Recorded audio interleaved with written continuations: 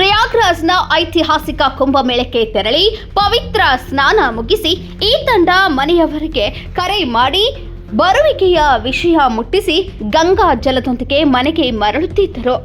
ಆದರೆ ಕಳೆದ ಒಂದು ವಾರದ ಹಿಂದೆಯಷ್ಟೇ ಪ್ರಯಾಗ್ರಾಜ್ ಕುಂಭಮೇಳಕ್ಕೆ ತೆರಳಿದ್ದ ಗೋಕಾಕ ನಗರದ 4 ಜನ ಸೇರಿ ಒಟ್ಟು 6 ಜನ ವಾಹನ ಅಪಘಾತದಿಂದ ಸ್ಥಳದಲ್ಲೇ ಮೃತಪಟ್ಟಿರುವ ಘಟನೆ ಮಧ್ಯಪ್ರದೇಶದ ಜಬಲ್ಪುರ ಜಿಲ್ಲೆಯ ಶಿವೋರಿ ಪೊಲೀಸ್ ಠಾಣಾ ವ್ಯಾಪ್ತಿಯಲ್ಲಿ ಈ ಘಟನೆ ನಡೆದಿದೆ.